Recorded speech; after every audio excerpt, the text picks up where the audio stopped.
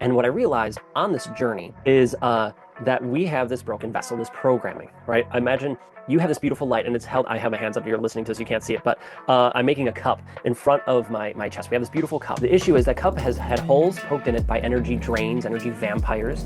You know, the limiting, and the energy vampires are people, but it's also your thoughts, different beliefs you have. It's people, places, organizations, groups, things. There's 18 different categories of energy vampires. Well, they poked holes in your cup, they've stuck straws in, and they're sucking away your energy when you're pouring into your cup, like, oh, I'm doing all this self-care, right? Great. Well, it's barely filling your cup because you have all these holes and stuff in it that it pours into your cup. You're like, and then you're drained instantly or close to instantly again, maybe the next day or 2 days, right? All of a sudden you're just drained again. You're like, well, I need to do more self-care. And you keep doing more and more. Well, you can just keep pouring more stuff in there. So it's like that hustle mentality, but in self-care. And not that it's good or bad, but for the majority of us, we're taught to dislike ourselves, we're already programmed with a negative mindset because that keeps us alive and makes us aware of threats and different things. So I get it. But we're not running from saber-toothed tigers anymore. And while there are some things that can kill us, we need to be aware of. A lot of things we're afraid of and belittle ourselves with aren't really that dangerous of a thing, physically dangerous of a thing, right? All right, hey, what's up, everybody? Welcome back to Brainwashed To Be Broke series. Today's guest is a force of nature, known for his contagious energy, joy, and ability to light up any room he walks into. He's the founder of Genesis 4 and the Energizer Movement, helping hard-driven go-getters break through burnout, reclaim their power, and live life to the max. Super excited to have him here. Welcome to the show, Spencer Jones. What's up, brother? Hey, thank you so much for having me. I'm super excited to be here with you. So awesome to have you here. We've been already chatting a few times and we've been in contact for quite a bit. So I know a little bit of your backstory and so on. But for those who's listening and they don't know you, I would love to and let you share your story. How did you get into entrepreneurship? How did it all started for you? When the breakout moment happened, and like how did you realize that the programming, what we've been handed, is not actually the way that you want to live your life? Right. Well, thank you. Buckle up, folks. He let me share this whole story. So clear out the calendar for the next 2 hours. Let's have some. Okay, maybe it won't be that long, but I'll share the story. So let's start with now, and then I'll hop back. So right now, what we do is we help create energy masters who lead their life with clarity, confidence, and purpose. Hmm. Right. So they're being themselves fully, confidently. They're shining their beautiful lights with the world. Well, that's not what I always have done. When I was growing up, I live here in the United States in Wisconsin. I grew up in the country, and my mom was an entrepreneur on and off, right? She had her own businesses. We grew up in the country. We had 5 acres of land, and so we sold raspberries and produce, and I grew pumpkins as a kid and sold them and helped pick stuff. It's just like all, doing stuff like that. And then I started a snow shoveling and lawn mowing business because I was too young to have a job, but I wanted money, and I'm like, well, I could do this and started my own business that way, doing the lawns at the local town and snow shoveling and all that good stuff. And then I was old enough to have a real, quote unquote, real job. So then I became a cook, etc. Well, then life started to unfold as you do. I was hired as a cook when I was 14 at the restaurant. So then I became a bartender, going to school for music education because I wanted to help kids love music, to express themselves, have those aha moments of what music can do for them. And music is such a beautiful release anyway. It's expressive. We feel anger, joy, sadness, all those things through music. And so for me, I express it. I was a professionally trained pianist, and so I love playing the piano, singing, and I was able to help that with students. Well, in college, I started getting sick of bartending because of the late nights. I'd be there to 2 or 3 a.m. and then wake up and go to school. It was just daunting. And I had a church job that was a church musician. So I was playing for that, but that didn't pay all the bills. So I needed something else. And then I'm like, well, what if I started a piano studio? I feel like I could at least start with beginners and help them out and get started on this journey of playing the piano. And so I did. I started a piano studio and I grew that to over 30 students while going to school full time, while having church jobs. And then I even had some other odd jobs. Like I worked for Pepsi for some time and doing that while getting married and living life. And when I was teaching, I still had teaching middle school and high school choir, I still had my piano teaching business. But then I wanted to focus more on teaching and have the time to do that, less extracurricular activities like a piano studio. So I closed that down and just was teaching. And for me, I was I was living life on autopilot, right? This is what we're supposed to do. Wake up every day, go to school, go to teach, go to work, whatever it is, right? For teachers, it's you say go to school. So, all right, I'm going to work, school, and just doing the thing I need to do. Living life on autopilot, letting life take me. Oh, today's a great day. Today's a crappy day. I woke up on the good side of bed. I woke up on the bad side of bed, up and down, up and down. And as many people do, in college, I gained a bunch of weight in early teaching. I kept on that weight, like 40 plus pounds. I found a new passion of kayak fishing, being outside, and I realized after about 2 years of that, it was getting harder and harder for me to put the kayak on top of my car, and I couldn't paddle as far as I wanted to do. And just looking in the mirror, I wasn't happy with how I looked. I wasn't happy with how I felt. I'm like, this needs to change. And so December 26th, so the day after Christmas, I'm like, this needs to change. And I started working out with my brother-in-law and getting fit and doing those programs. I did those at-home workout programs. And the guys in the group who I was with said, hey, you're really good at this. Have you ever thought about coaching, helping people with fitness? I'm like, no, I've never thought of it. But I was feeling the itch to have another business or do something because I had many over the years. And I'm just like, sure, why not? So I started helping people, coaching people with fitness and finding the right programs that align with them and supporting them on their journey. The company I was with suggested this personal growth and development, like, oh, here, come read these personal development books. And I'm like, heck no, I'm not going to do that. I have zero interest. Like the professional development at school bored the living crap out of me. Like, I'm not going to do this. But they were nice. They're like, okay, whenever you're ready. And it probably took a year. And I finally said, okay, let me try this. And when I want to try something, I go all in, or at least I give it a fair shake to see, right? I don't just dip my toe in the water. Like, well, let's do this. Well, I was too cheap to buy a book or anything. And I didn't like reading at the time. And I wasn't going to spend whatever on Audible or whatever audiobooks were available. So I rented one from the library. So I got a free audiobook. It was Eat That Frog by Brian Tracy. And on my half-hour commute to work, I listened to it. And then that day I implemented the strategies I heard within the first half hour. I was like, oh, dang, this is awesome. Like I'm noticing a difference with like that day. It wasn't a huge difference, but it was enough to go, this is awesome. And then I kept doing it and more positive changes. And I was hooked from that moment on of personal development and started really working on myself. Wow. Now, so great. I'm learning tools and strategies along the way. Beautiful. And I'm listening to all these books and I then got into reading and I'm implementing all these awesome things. Here's the issue.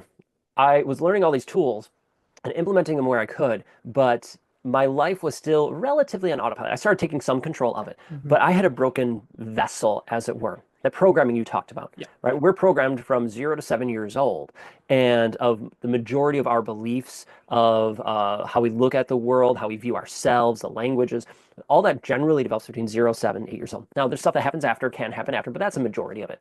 And not that it's good or bad, but for the majority of us, we're taught to dislike ourselves, to we're already programmed with a negative mindset because that keeps us alive and makes us aware of threats and different things. So I get it, but we're not running from saber-toothed tigers anymore. And while there are some things that can kill us, we need to be aware of. A lot of things we're afraid of and belittle ourselves with aren't really that dangerous of a thing, Hmm.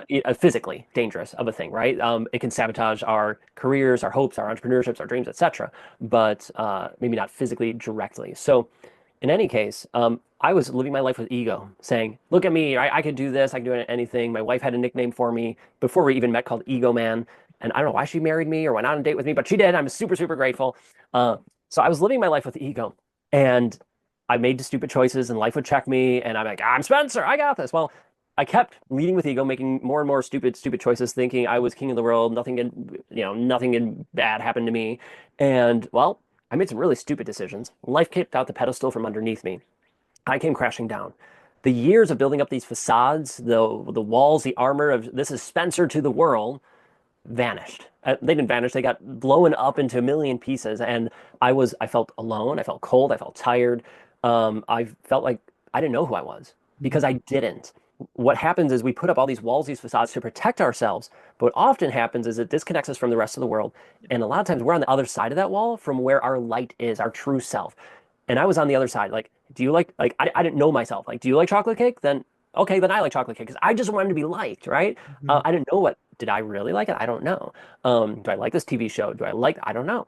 So I had to learn who Spencer was again from like the basic level and learn to love me because what I realized is I hated who I had become. I hated the Spencer. Now I was already doing personal growth and development, but it was only at a surface level, Hmm. right? I didn't let it really sink in and get to heart. Well, now I met with a therapist and worked with him. He validated a lot of the tools and strategies I was already using and offered some more. And now all those tools and strategies could take hold in fertile soil, if that makes sense, right? So the bomb went off, my walls came crashing down, and now I was at my rock bottom. Well, that rock bottom was fertile. That all the stuff and tools that I was using and new ones I could plant, and started pulling the weeds that were the bad habits, negative things in my life, planting beautiful flowers. And what I realized on this journey, it's already a long story, but I'm consolidating it, That's believe it or right. not, is that we have this broken vessel, this programming, right? Imagine you have this beautiful light and it's held. I have my hands up. You're listening to this, you can't see it, but I'm making a cup in front of my chest. We have this beautiful cup. The issue is that cup has had holes poked in it by energy drains, energy vampires. You know, the limiting and energy vampires are people, but it's also your thoughts, different beliefs you have. It's people, places, organizations, groups, things.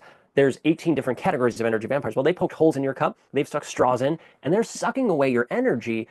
Sometimes you know it, but a lot of the times you don't. So when you're pouring into your cup, like, oh, I'm doing all this self-care, right? Great. Well, it's barely filling your cup because you have all these holes and stuff in it that it pours into your cup. You're like, ah, and then you're drained instantly or close to instantly. Again, maybe the next day or 2 days, right? All of a sudden you're just drained again. You're like, well, I need to do more self-care. And you keep doing more and more. Well, you can just keep pouring more stuff in there. So it's like that hustle mentality, but in self-care. So you hustle, hustle, hustle, and you're just drained, it's just being drained. Mhm. Well, that's because your vessel is quote unquote broken. It has all these holes in it. Well, let's repair it because it is repairable. So you have to recognize energy vampires, vanquish them, heal your cup, pull the straws out. And now your cup can actually hold that beautiful energy that you're pouring into it. So, on this whole journey, I had to learn it for me first and foremost, right? So I learned it for me. Let's recognize energy vampires, and I realized there's these 4 levels with it. So it's recognizing energy leaks and vampires and starting to vanquish them. Then having a positive, abundant mindset so that you reprogram, rewire your brain and the neural pathways, because I love the science of this stuff. Let's reprogram the neural pathways so that you could be at your best, making those energy vampires less and less and less of an issue, and those leaks are less or non-existent in your life. Great. So now you're reprogramming brain, but you're still introduced to all these different opportunities, people, places, things that you can take part of, and then you have to make sure it's aligned because now your cup is full and you're pouring into it, but now you have more opportunities to pour more into your cup. And it's not just going to zero right away, it's starting to fill up. We want to make sure they're aligned. So knowing what your compass is for you of what's aligned, what's not, and have a system to check it quickly and easily so that now the energy coming in, the things and people you surround yourself with are helping and serving you and with where you want to go, your vision, your purpose. It's all aligned. And it's the third level. And then the fourth level, which that automatically leads to, is when your cup is full, instead of going to 0 to 100, it's at 110% the whole time. It's overflowing that now you radiate. So you're shining your light. And you shine your lights at times beforehand, but now you can shine as bright as possible because your cup's overflowing and you get to direct that energy to whoever or whatever you want it to be and be really intentional about now continuing to be able to do that and have the frameworks and strategies. Like I have nothing against self-care. Like by not by any means, like I'm all for it. I meditate, I journal, I exercise, I do breath work, and I hope you do those things that resonate with you and those things that I listed or other things that resonate. But the issue is people claim that that's the end all be all, and that's not the end all be all. Because it's just a band-aid. It's just a tool.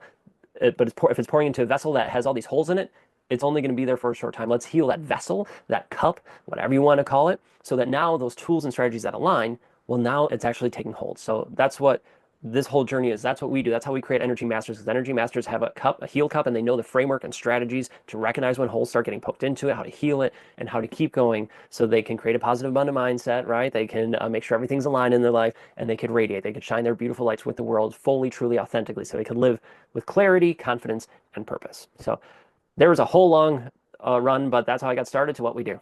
That's awesome, man. This is awesome. I love it so much. Yeah, like the way that you share it, it's so simple and so easy to consume basically for people who are completely like, for example, even starting out and they don't understand the whole concept of like how mindset and everything is actually such an important thing when it comes to business and starting a business because it all comes back to like be do have, and um most of the people having it from the wrong side. They see the thing like somebody has that they want to, so and they assume that they should do the thing as Right. them to have the thing, right?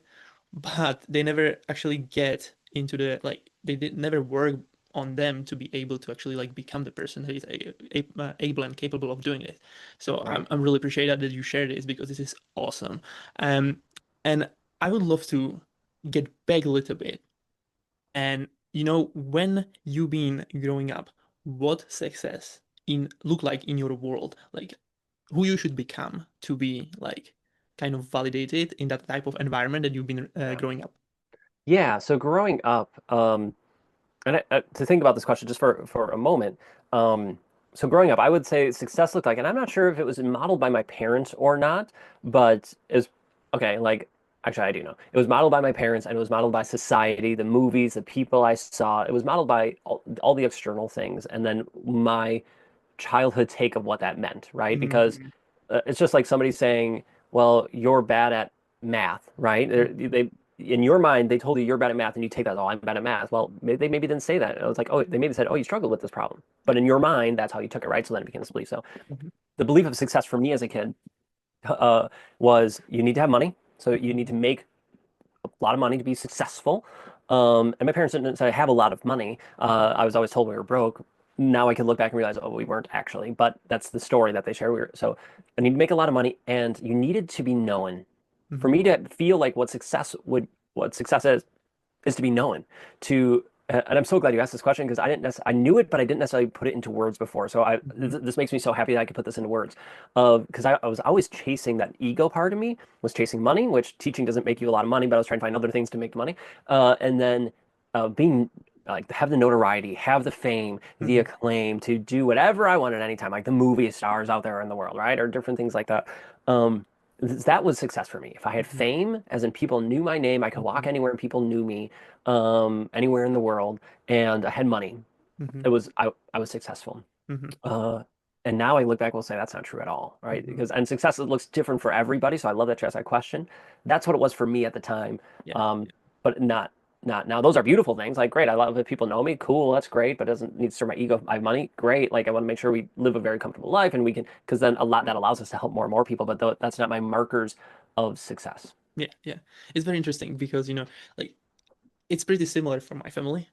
Also, like being successful, having a great job, like studying some, being a lawyer or something like that, that's validation from my parents' side, for example, or like being known, like being like some public figure. That would be like they would be Right. so proud that they would be sharing it. Anyway, this is just insane. So deep in you at that time, like what do you always want it to be? Like how did you want to help people, or did you have even like that desire to helping people right from the beginning? Because I saw you like what you've been sharing, this journey where you went Mhm. through. You basically you've been building so much different type of businesses and different opportunities. And I see that you are really like a resourceful person because you just not like you just going and testing. I see that, right?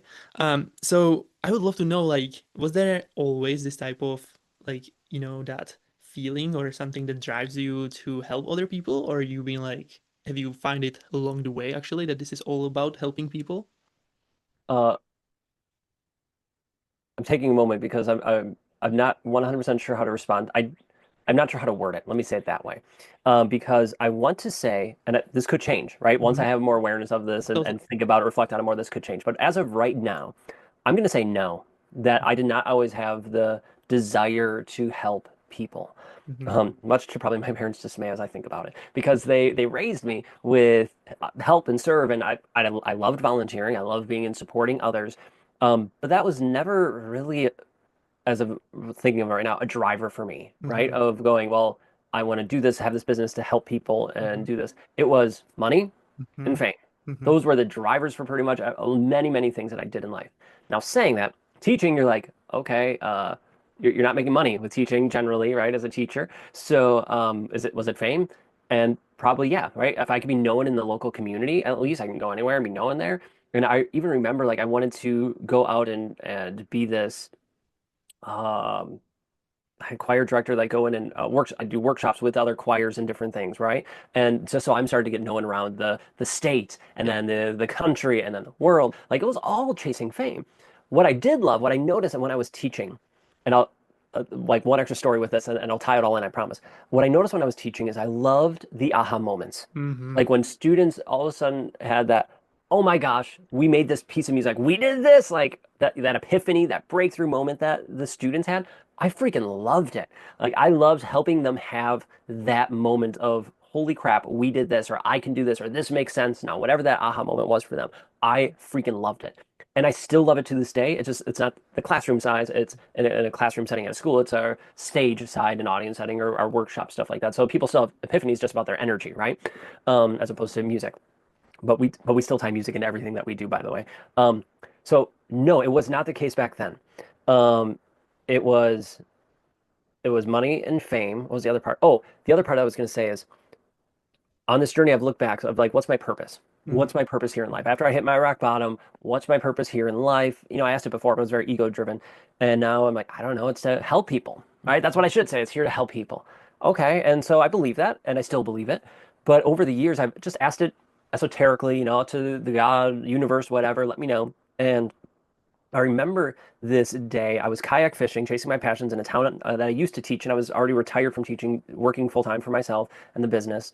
I remember I was kayak fishing, and I wasn't catching a lot of fish. I'm not great at fishing. I enjoy it, but I'm not great at it. And so I had a lot of time to think. And I'm thinking back of the students and the times we had in our classes, and I'm like, what? Yeah, I already asked a question like that day and the day before, what's my purpose? And just kind of letting it be out there. And all of a sudden, it struck me. That idea Mhm. struck me like, oh, what I've been really good at in the classroom, I can point to it happening time and time again in the classroom, was Mhm. energizing people. Mhm. Like when my students went to competitions, we would take the feedback from the judges, we would take it, and when we went back in front of them, they would apply those changes, but they would all not, but they would also have the energy, whether it was the appropriate energy for, a somber piece or an excited piece, but they always had exuberance and energy more than any of the other groups. And we got that comment over and over and over and over and over again. And so then that idea struck me, right, when I'm on the water thinking back of all the things I did with the choir. And then I'm looking back like, oh yeah, what about all the other times with that group? And what about when I was doing ballroom dancing? What about when I was doing XYZ and my students, da, da, da, da, da, da, da, of all the things I've done since I was a kid. Oh, I energize people. Mhm. Oh, and so that through line that I was able to draw then, and I still draw to the day, is what's my personal purpose?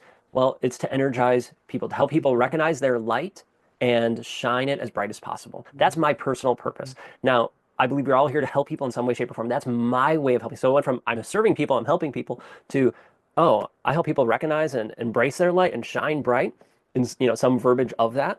Great. And that that has been incredible to have that clarity. So, what is my purpose now to help people? Yeah, and I love the aha moments and breakthroughs. But when it's aligned with that, huge. Okay, if I'm famous, great. If people know my name, great. If they don't, great. If I make money, great. I'd like to make enough money to obviously keep that lights on, but that way we can help and do more, help even more people. Cool. Like I'm not opposed to money because just allows us to help and serve even more people and help people recognize their light and embrace it.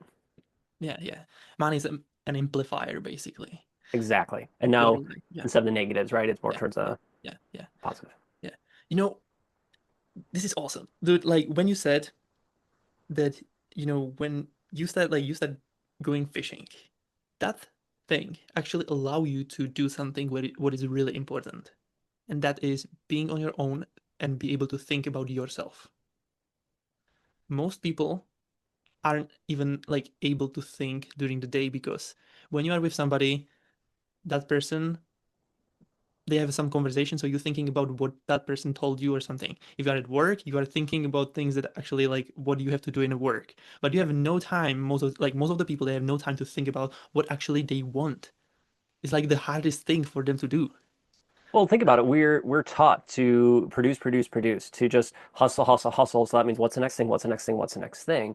As opposed to, and I get it. Like I want to produce and help things, help people. When I looked at and heard about the most successful people, the people who produce the most, what do? They take time for them. And for me, once I hit my rock bottom, I made sure that those tools and strategies of self-care I kept and I hold sacred. Mhm. And I'll be honest, last year I didn't hold it as sacred as I could have. I gave up. I didn't kayak fish at all last year. I took some time for me, but not as much as I usually do. And I felt it. I was more stressed, more frustrated, and my wavering as far as the direction of where I was going, as opposed to now this year and in years past, uh, before last year, where I took that time. And so take the time for you. Ask yourself this. You don't necessarily need the answers, Mhm. but go for a walk. And it doesn't have to be, 4 hours or a weekend. No, it could be a 5 minute walk that you're just outside. And you just ask yourself a question and you just allow answers to come. And maybe you go down a rabbit hole with it, maybe you don't.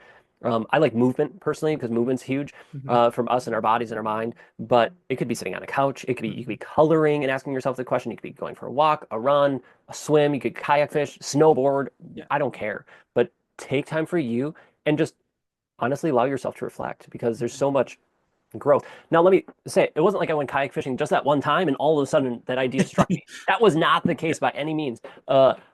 I was kayaking weekly for years, right? And I was asking myself that question probably the last couple of years, but it was more, I was thinking about it more fervently, more intentionally, probably the last week or two before that time. And then when I was out in the kayak, I was like, what's my purpose? And whatever I said earlier that day, even fishing. And then I was reflecting back because I really put myself in the spot. I think it was unintentional, but I was in a town that I used to teach in, and I was reflecting on the good and the bad parts of teaching there and the experiences I had, and then that led me down that rabbit hole. So I kind of intentionally put myself, unintentionally, intentionally put myself in that spot, if that makes sense. Yeah, yeah, yeah. Well, for me, for example, it's like I love sitting like long hours in a shower. That Nice. that that movement or like the water, like if it's going, it's like just floating me with ideas, and like I'm basically that's the time when I'm alone and just thinking about so many different things. And I would say that 90 or 80% of my ideas and like improvements and like everything what is like what I'm doing right now basically it's just because of having that time, like for example like an hour in the shower and having like completely like letting my mind going wild and thinking and figuring things out. So it's just it's very Do, interesting actually. do you know why people have their best, they say most people have their best ideas in like in the shower or while they're driving or stuff like that? Do you know why? I think like because of like the water is really like a movement that I would Mhm. say like it's flowing like when you hear water, but I don't know, maybe I'm wrong. Yeah, you can share for sure. It probably plays a play in it, right? Being with the natural elements and the flow of water while you're still. Hmm. The scientific reason, from what I understand, at least, and I could be wrong, is that you're doing something you don't have to think about. Like you don't Uh, have to think about hmm. showering. You don't Hmm. have to think about the movements and stuff you're doing. It's time that you take daily or however often you shower. Hmm. That is that's your time that you don't have to think, oh, I'm putting this in my hair, I have to scrub it, I have to rinse it out, I have to no. You just do that. And yet Hmm. that allows your mind just to be open to because you're already distracted by the shower kind of to a degree, but without thinking about being distracted. That now your mind's open to get these ideas, these downloads or whatever you people call them, it's because you're allowing you that open time, that open space. Hmm. And that happens when you shower often, when you're driving, and when you go for walks or just different things where you just let yourself be. Yeah. And usually it's why like I was distracted by kayak fishing, but I really Huh. wasn't thinking about kayak fishing, if that makes sense. Very cool. Very interesting. Wow. Well, thank you for sharing that. This is awesome. I love it. And this is actually literally about this type of topic. I've never been actually talking about with anybody like on the show, so it's really cool. I love that. Um, so now when it comes to, money beliefs and how have you been taught about money and how to make money when you've been child? Yeah, when I was a child, uh, again, I don't think I was necessarily told this verbatim, maybe, but I don't remember most of my childhood, if I'm gonna be totally honest. It's what I'm sharing is what I believe I felt Mm-hmm. and what I have felt. Is that I had to work hard. Like you have to earn the money, you have to work for it. Whether it's putting in long hours or getting a good paying job means you need the education to make that kind of money, and that a lot of money's bad. Like it's evil to a degree, but yet, which looking back, I think it's interesting. If money's the root of all evil, actually, all this money creates evil people. But then why are we trying to make more money? Like it's like why are we working towards something that we're saying is bad in that case? Mm-hmm. So that's what I grew up with. It's not what I have now. Yeah, yeah. So lots of like most of the people been wired pretty much like about the money as really like similar way. Work hard, do like as many things as possible to actually get as much money as you can. Do you believe that this is true or no? That we need to work hard to make more money? Yep. No, no. I think I think you could work less and make more money to a degree, but here's the catch: it has to serve people. Mm-hmm. Whatever you do, whatever you create, there's no wrong way to. I mean, maybe I shouldn't say that. I was gonna say there's no wrong way to make money. Like you're providing a service of some time. You're giving back to the world in some way. You're exchanging your energy for money, depending on what you share and sell or whatever with your energy. It can be different. And so, like if I produce PDFs and I sell them online, great. I produced it. I put that energy into it. Well, and then if it helps and serves people and it get in front of them and something they say, oh, I need this, they'll buy it, right? And oh, cool, then I can make money passively, or I can be a teacher and give my expertise and time in exchange for a paycheck. Uh, So no, I don't think it's the case uh, at all anymore. It's all how, what we give back and how we do that. Hmm. But we have to make sure it's serving and be intentional about it because we could serve, right? There's people who are volunteer all the time, and Hmm. I'm not making money, but I'm giving, I'm giving. Hmm. Okay, but at what point are you asking for stuff, or do you need it? There can be give and take, and if you just want to give without that, volunteer and without anything back, that's great. But make that a conscious choice. Hmm. Hmm. So powerful. When actually like you started learning about money, and how it affected your way of like being paid and how to like, do you know, did you have like some type of problems to actually ask for money from others, when you've been, or starting your business or being in a business for a while already? Yes and no. Yes, or sorry, no beforehand. Before Hmm. I had my hit my rock bottom when ego led, I had no problem asking for money because I'm like, I'm the king of whatever, right? Like, give me the money, all right? I negotiated higher. I had the confidence. It was cockiness. It wasn't necessarily confidence, but like, no, I'm this famous person, or I'm building this fame, and pay me what I feel I'm worth, right? Type thing, and that was a fair amount, or whatever, was an amount higher than what I would have. I hit my rock bottom and I became extremely humble. Now, Hmm. humbleness isn't a bad thing, but I think I took it too far. Hmm. And I doubted myself. I didn't trust myself because of the mistakes I made in the past. And they were still holding me back because I was so afraid of ego man coming back that I doubted myself. So I undervalued myself and like, well, who am I to be doing this? And I haven't taught people about mindset before. Who am I? And but yet I've been teaching myself and I've been teaching students. But I think most entrepreneurs go through this. I know I did. I undercharged, I undervalued my services, my expertise. But that also gave me the chance to be like, okay, let's sell it. Let's help people. Let's get testimonials so we could build the true confidence of saying, oh, look, I have results. I have these testimonials. I am serving. I am helping people, and then build it up from there. Um, and so I'm still a work in progress with it, right? Hmm. Like, Hmm. do I feel I could charge, 100,000 to be a keynote on a stage? I'm not sure I'm there yet, right? Yeah. Could I charge 20,000? Sure. Like I could probably say that and be okay. Mhm. But I mean I haven't been paid 20,000 yet to speak on stage yet. So if anyone wants to offer that and say, let's have a conversation. But I'm stepping more and more into it. And it's been a 5 year journey doing this full time. And from my rock bottom over 5 years, that I'm stepping into it more and more and more. And I I know I'm worthy of it. I know that other people are worthy of it. And it's trusting you. But Mhm. I think we all have to go through that process of undervaluing ourselves. Um, and there's something to be said for being the highest Mhm. priced thing, person, service, whatever. Oh, there's something to be said for that for sure. I know I'm not that, at least not yet. We'll see. But I don't know. But I feel like we're charging. I feel like I'm very confident in with what we're charging now, Mhm. even compared to where we were a year ago. I'm like, Mhm. I'm not so sure I'm totally sold on it, right? Like I think so, but maybe I don't know. This is scary. And now I'm like, nope, we're good. This is it, Yeah. right? And that Yeah. goes such a Yeah. long way. So how did you actually like overcome that belief for, being able to charge and being okay with it? Great question. Yeah, because I totally didn't answer that. How did I overcome it? Um,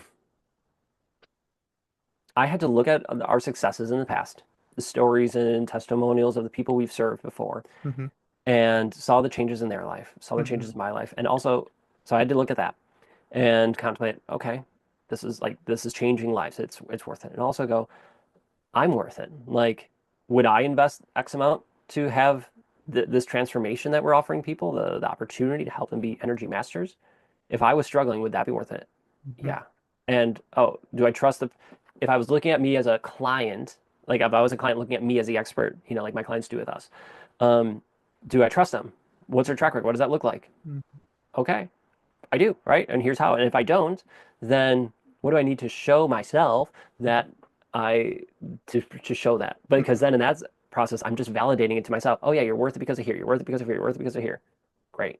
Uh, uh, that's been huge. So those couple things have helped me. And then having people around you who are honest. They're not just Mhm. blowing smoke up your butt. Mhm. They're honest with you about how you are and who you are and what you Mhm. do. Like they're going to speak some truths, nice truths, but also the hard truths to you. Mhm. Having those people around you say, raise your prices. Mhm. Like you're worth, like you're valued. you have a higher value than this. Stop undermining yourself. Having those people pour that love and light into you, but you know that they're going to give you it straight if you're BSing, is huge. Yeah, yeah. This is awesome. Are you religious at all, or Hmm. you don't? Yeah, Yeah, you yeah. believe in Christ, or um. I I believe in, yeah, I believe in God. Mhm, That there's this God. I believe in Christ. I believe, but it's much more the spiritual side of it. So mhm, I'll say it like this. I believe in God because that's the name I chose to give it based on my past and whatever. But I imagine it like this higher energy source. There's mhm, this beautiful higher energy source of mhm, love, mhm, God, and whatever you choose to call him, universe, spirit, great, don't care. And then we're made in His image. We're all energy beings, right? So we're made in His image as we're yep, made in God's image. Great. He's an energy being, the massive mhm, one. We're an energy being connected to Him. Christ was an energy being like us, mhm, except he was a high vibrational. Like we're raising our vibration through that. We chose to have this life experience, this human experience, with, in my opinion, to learn and grow, to raise our, in the end result of hoping to raise our vibration. Christ came here with a very high vibration. mhm, And so, hence why he could do miracles and things. That's like, how do you do that? Well, he's at a high vibration. He knows the system. We can do those, as he said, you could do the same things. You can do stuff greater than I. As we raise our vibration, right? And mhm, get those things. So for me, yes, I believe in God, I believe in Christ, but I believe in Buddha, Krishna, mhm, right? Like they're mhm, all Christ-like figures mhm, teaching the same thing of love, mhm, of joy, of acceptance, of caring for others, yourself, of not war, not hate, not anger, not negativity, but learning how to work through this human experience.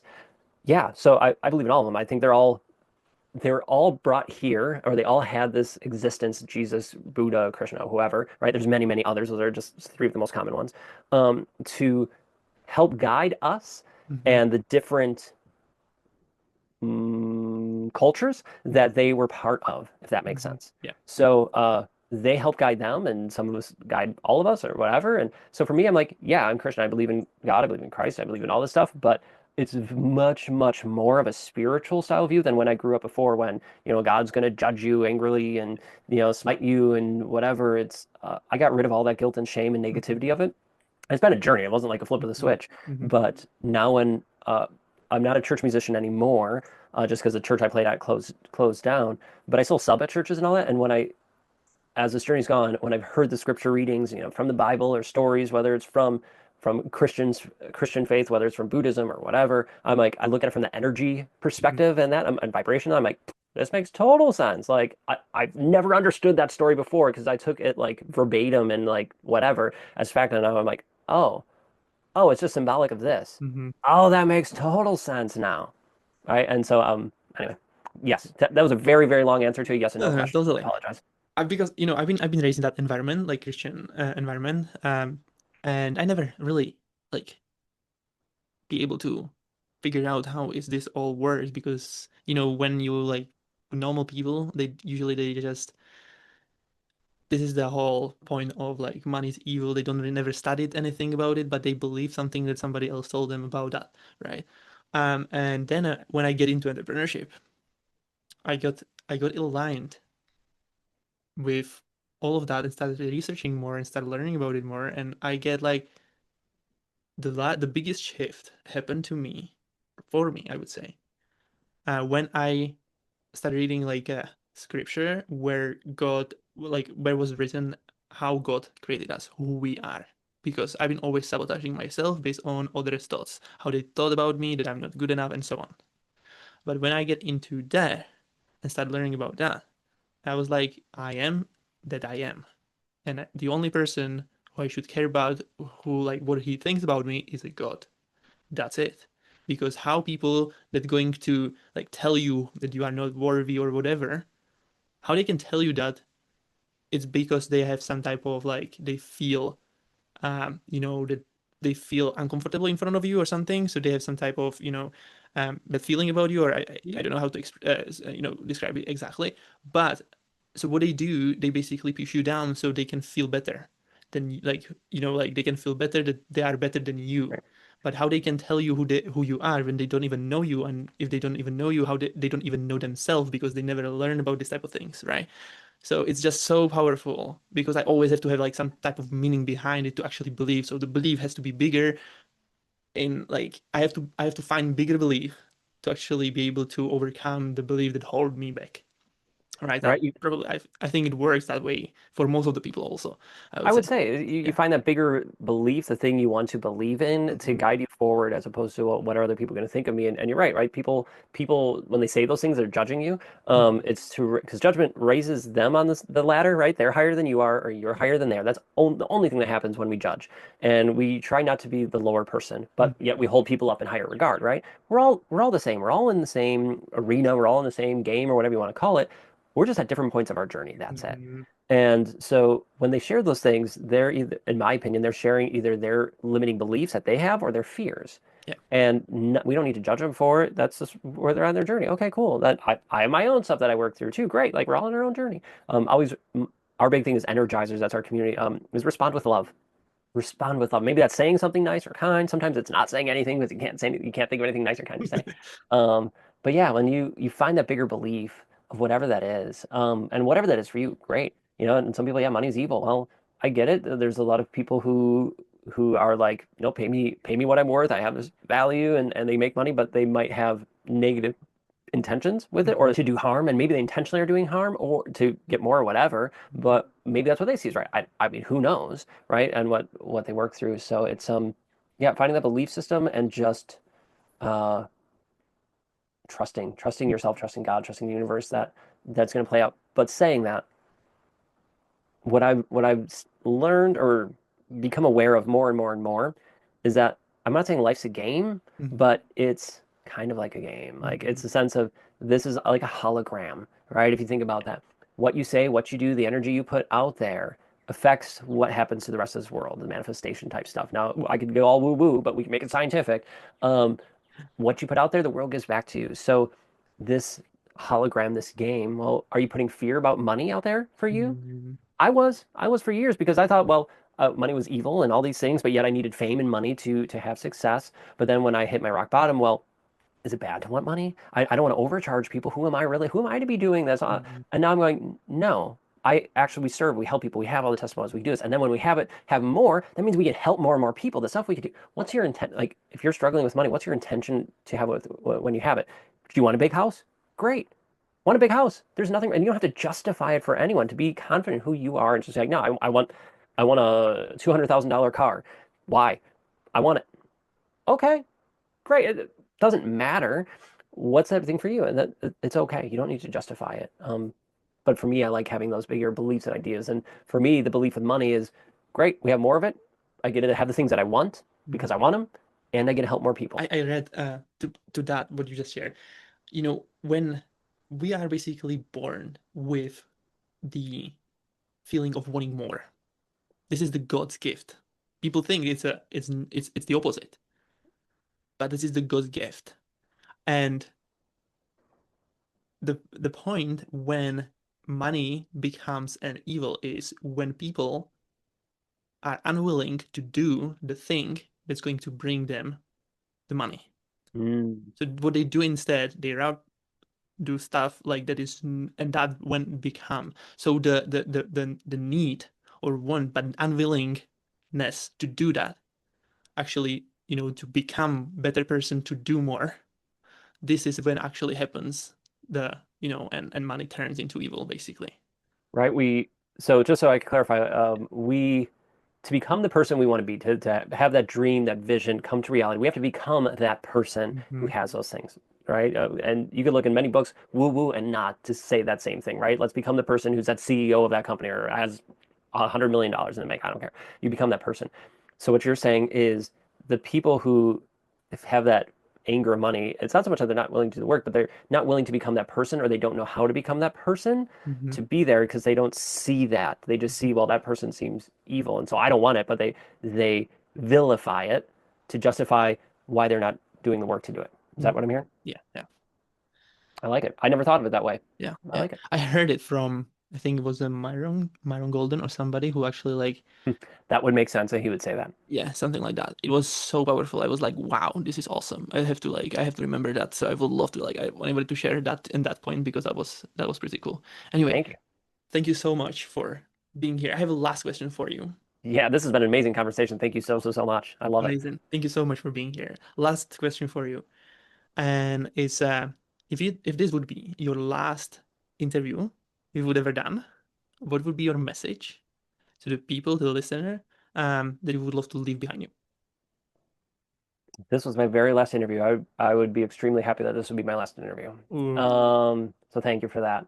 The message I want to leave is a message I share every time I get a chance on podcast stages, whatever, because I believe in it so strongly. And I say this for two reasons. One, I need to hear it. Two, 'cause it's selfish, right? I want to make sure I'm pouring to myself. But two, I realize so many other people need to hear this and feel it. So I invite you to hear it with an open heart, open mind, and just receive it and see how you feel. And the message is this: you are amazing. You are worthy. You are enough just the way you are. You do not have to do anything or change anything or prove anything to anyone, not even you, because you are already amazing, worthy, and enough. So that's let's go shine awesome. bright. Yeah, thank That's you. awesome. Thank you so much. Thank you for being here, my friend. And where people can find you to support you, connect with you, work with you. Yeah, thank you. The best place would probably go to our website, which is wearejonesin4.com. So it's we are, name the words of it. And then Jonesin is Jonesinfor. Like you're Jonesin for positivity, Jonesin for happiness. So we are jonesin4.com. Check that out there. We're also on all the social media handles, Jonesin at Jonesin4. You can check us out and find us on almost every platform. That's awesome. Thank you so much, dude. And for everybody who's listening, if this stirs something in you, don't ignore it. Share it with someone who needs it, subscribe, leave a review, and remember, you weren't born to follow the script. You were born to be free. Bye, everybody.